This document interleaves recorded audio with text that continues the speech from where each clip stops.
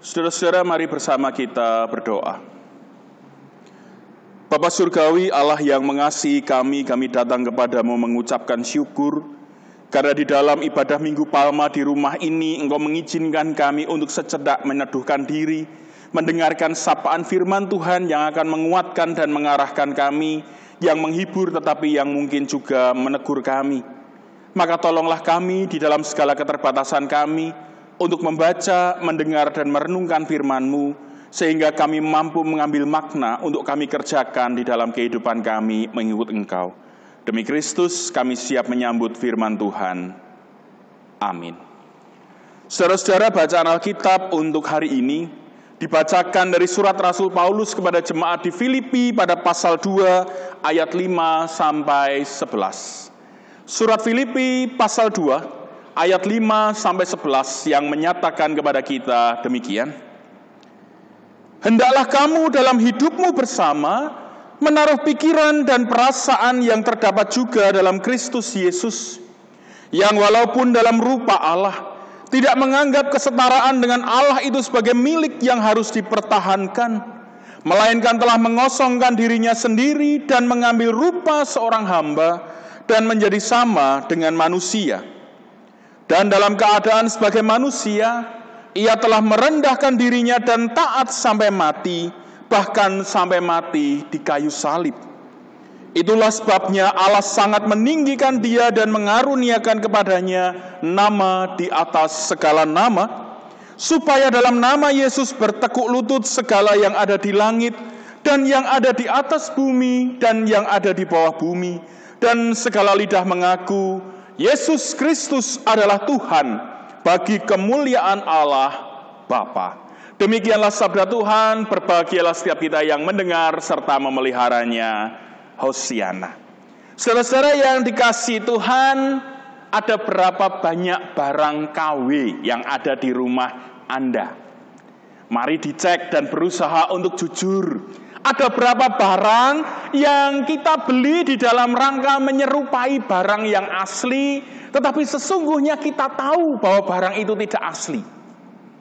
Nah, saudara-saudara, menarik karena di dalam pasaran yang ada di Indonesia, di tengah-tengah market yang ada di Indonesia, barang-barang dengan kualitas grade nomor 2, 3, 4, 5, sampai grade nomor 77, bahkan grade swidak rolas itu ada di pasaran. Panjenengan mau membeli barang yang orisinil, yang 99,9% sama dengan orisinil, yang 99% sama bahkan sampai tidak mirip sama sekali, itu ada. Mungkin sebagian dari kita beralasan, lah saya mampunya beli yang itu, saya bisanya beli yang itu, uang saya nyandaknya beli yang itu. Tapi saudara-saudara, maukah kita jujur bahwa kadang-kadang kita membeli barang-barang itu di dalam rangka kita ingin meningkatkan status atau nilai diri kita di hadapan orang lain, supaya orang lain memandang, wah bapak itu pakai barang merek A yang terkenal asli bagus, wah ibu itu pakai baju merek B, wah si itu bawa dompet merek C dan sebagainya. Saudara-saudara, keinginan untuk menaikkan nilai diri itu sangat sering kita jumpai di dalam kehidupan masyarakat kita. Orang berusaha untuk menaikkan status atau nilai dirinya di hadapan orang lain, supaya dia jauh lebih berharga, supaya dia merasa diterima, supaya dia kemudian bisa memiliki sesuatu yang setara dengan orang-orang lain. Efeknya apa? Kadang-kadang memang itu efeknya positif, tetapi seringkali kemudian itu juga berdampak kepada diri sendiri. Saya tidak mau direndahkan. Saya tidak mau kalau saya dianggap tidak seperti yang saya inginkan. Kelas saya tidak seperti yang saya harapkan. Sehingga kemudian orang pun berusaha untuk menolak hal-hal yang dirasa merendahkan dirinya. Loh, saya tidak mau melakukan pekerjaan itu bukan level saya. Saya tidak mau melakukan hal itu bukan kelas saya, dan sebagainya. Nah, saudara-saudara, pada bacaan hari ini kita membahas tentang suatu surat yang disampaikan oleh Rasul Paulus kepada jemaat di Filipi. Rasul Paulus hendak menyapa jemaat di Filipi dan memperkenalkan figur Yesus Kristus kepada mereka. Tetapi menarik, Karena rupanya figur Yesus Kristus yang diperkenalkan kepada jemaat di Filipi bukanlah figur Yesus Kristus di dalam segala kemegahannya. Bukanlah figur Yesus Kristus di dalam segala kekayaannya, di dalam kedudukannya sebagai Tuhan, di dalam kekuasaannya sebagai penguasa surga dan bumi. Tetapi justru Rasul Paulus menunjukkan bahwa Yesus Kristus memiliki pikiran dan perasaan untuk menjadi sama seperti manusia biasa. Untuk kemudian bisa berkarya bagi manusia, menyapa manusia, menunjukkan kasih dan rahmat Allah. Nah, saudara-saudara, ini menarik. Karena pada saat ini ada begitu banyak orang yang ingin menjadi seperti Tuhan. Ingin disembah, ingin dihargai, ingin dihormati. Tetapi Paulus justru menunjukkan bahwa Yesus Kristus yang adalah Tuhan yang betul-betul Tuhan, yang adalah Raja yang betul-betul Raja, ternyata mau merendahkan diri serendah-rendahnya, menjadi sama seperti manusia dan mati, bahkan mati di kayu salib. Sebagai informasi, pada masa itu orang yang mati di kayu salib adalah orang-orang yang hina, yang terhukum, yang dibuang oleh masyarakat. Nah, saudara-saudara, Yesus Kristus mengambil itu supaya dia bisa menyelamatkan manusia, supaya dia bisa menyapa manusia, supaya di dalam dirinya semua yang ada di bumi bertekuk lutut dan memberikan kehormatan hanya bagi Yesus. Nah, saudara-saudara, ini menarik. Karena rupanya sekarang pun di dalam kehidupan orang beriman, ada orang-orang tertentu yang kalau mau jujur, mengangkat dirinya, menampakkan citra dirinya begitu besar. Oh, saya kan majelis gereja, saya kan pengurus komisi, saya kan sesepuh gereja. Atau yang paling sering nampak adalah, saya kan pendeta.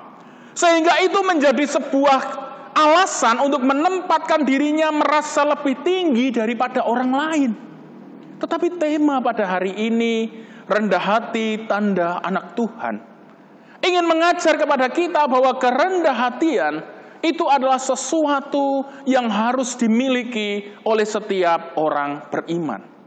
Saudara-saudara, beberapa waktu yang lalu ada sebuah gambar yang beredar di media sosial ketika Bill Gates, pemilik, owner, founder dari Microsoft, yang merupakan salah satu dari orang terkaya di dunia, berdiri antri untuk membeli burger.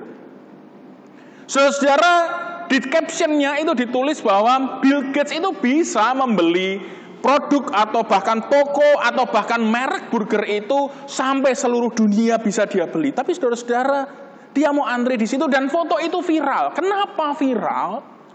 Karena rupanya menjadi rendah hati adalah sesuatu yang unik, asing bagi masyarakat dunia. Apakah orang Kristen mau seperti itu? Apakah orang Kristen baru akan terhenyak, kaget ketika ada orang merendahkan diri? Atau justru kerendahan hati itu seharusnya menjadi sikap dasar yang secara harafiah, secara alamiah dihidupi oleh setiap orang beriman. Nah, saudara-saudara, Tuhan Yesus sudah menunjukkan kepada kita bagaimana dia merendahkan dirinya. Bagaimana kerendahan hati, pikiran untuk melayani itu menjadi bagian di dalam kehidupannya.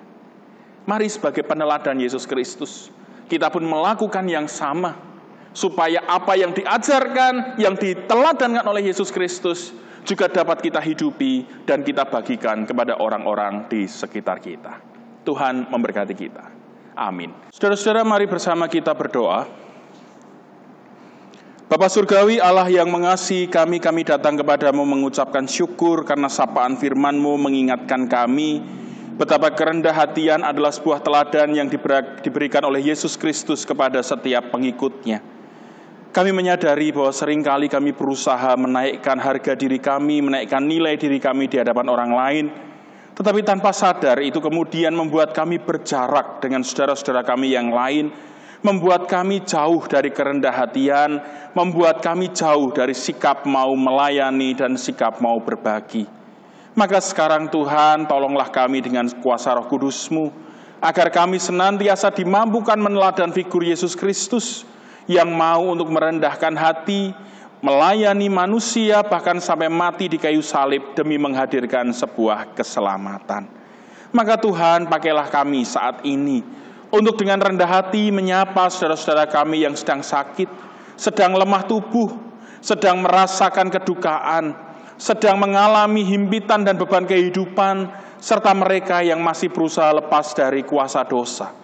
Tolonglah kami Tuhan agar kami mampu menghadirkan pemulihan, menghadirkan penghiburan, menghadirkan penguatan dan kelepasan, sehingga melalui kami, saudara-saudara kami ini dimampukan untuk terus melangkah di dalam iman selaku anak-anak Tuhan.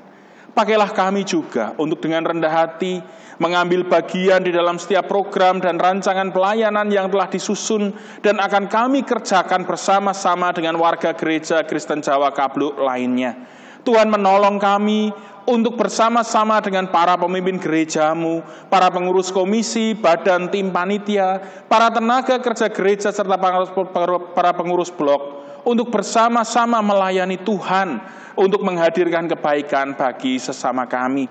Khususnya di masa-masa di mana kami tidak dapat bersekutu bersama, berpelayanan bersama, berikanlah kami kemauan dan kemampuan untuk tetap menyapa saudara-saudara kami, menghadirkan kasih damai sejahtera-Mu di dalam hari-hari yang akan kami lalui. Selanjutnya juga pakailah kami Tuhan untuk mendukung setiap pribadi warga masyarakat di bangsa dan negara ini. Mampukan kami untuk dengan rendah hati mendukung pemerintahan kami, untuk mendukung tenaga medis yang saat ini masih bekerja keras menanggulangi virus corona, untuk juga mendukung para pasien corona yang masih berusaha untuk menyembuhkan dirinya. Tolong kami Tuhan untuk mendukung dalam bentuk apapun sejauh yang kami bisa dan yang kami punya, sehingga melalui kami, saudara-saudara kami ini dikuatkan, saudara-saudara kami ini memperoleh kekuatan iman untuk terus berjalan bersama-sama dengan kami. Terima kasih Tuhan, inilah seru doa syukur dan permohonan kami yang kami naikkan di dalam iman kepada Tuhan Yesus Kristus. Amin. Saudara-saudara, terimalah berkat dari Tuhan. Tuhan memberkati engkau dan melindungi engkau. Tuhan menyinari engkau dengan wajah-Nya dan memberi engkau kasih karunia. Tuhan menghadapkan wajah-Nya kepadamu dan memberi engkau damai sejahtera. Amin.